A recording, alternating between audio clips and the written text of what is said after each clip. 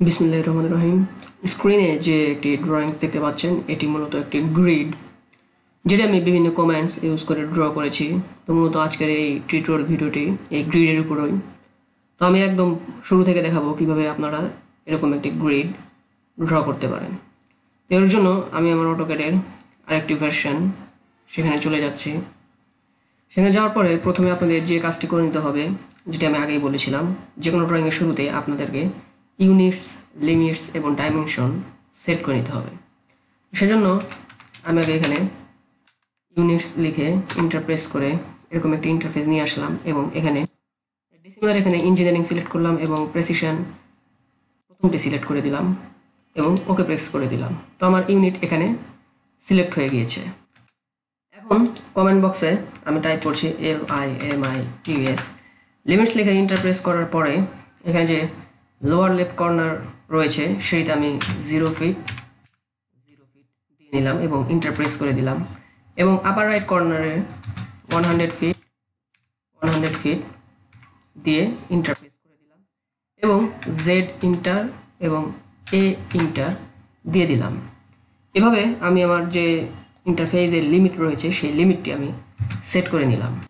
এখন আমি এই ড্রয়িংসের জন্য যে ডাইমেনশন রয়েছে সেই ডাইমেনশন সেট করব। ডাইমেনশন সেট করার জন্য আমি ডি লিখে ইন্টারপ্রেস করতেই এরকম একটি ইন্টারফেস আমার সামনে চলে আসলো। এখান থেকে যে এখানে মডিফাই লেখা রয়েছে এই মডিফাইতে আমি চলে যাব। মডিফাইতে যাওয়ার পর যে প্রাইমারি ইউনিটস রয়েছে সেখানে আমি যে ইউনিট সেট করেছিলাম ইউনিটসে সেই ইঞ্জিনিয়ারিং এখানে সিলেক্ট করে নিচ্ছি এবং 00।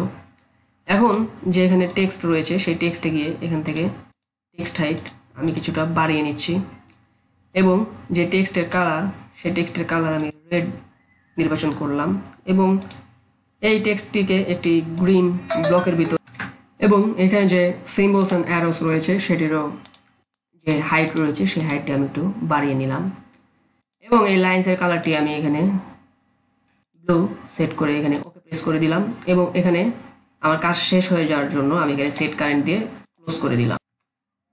এখন আমি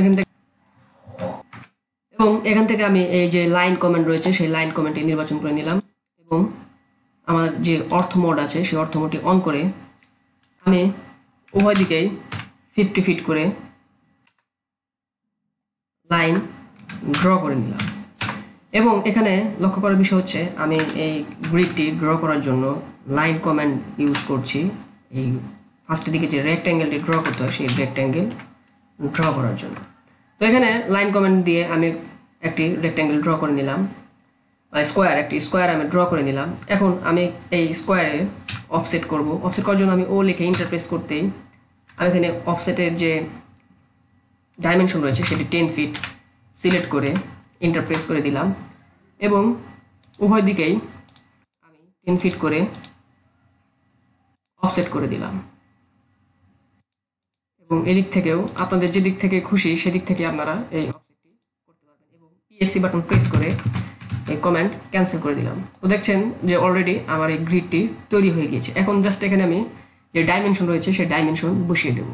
এটি করার জন্য জাস্ট এই যে লাইনার রয়েছে সেই লাইনারটি সিলেক্ট করে নিয়ে প্রথমে এর একটি অংশ এবং এর একটি অংশ সিলেক্ট করে জাস্ট এভাবে টেনে দিব এবং এদিকেও যদি আমি এই ডাইমেনশনটি দিয়ে দিই সেক্ষেত্রেও এই একই পন্থা আমি অবলম্বন করলাম।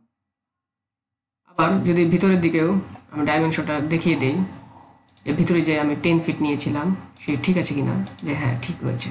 তো মূলত এভাবেই এই প্রসিডিউর ফলো করেই আপনারা এভাবে একটি গ্রিড ড্র করতে পারেন। তো মোটামুটি এই ছিল আজকের আলোচনা। সামনের দিকে অটোক্যাডের 2D এর আরও অনেক বিষয়বস্তু নিয়ে আলোচনা করবো ইনশাল্লাহ। তো আজকে এই পর্যন্তই। আল্লাহ হাফেজ।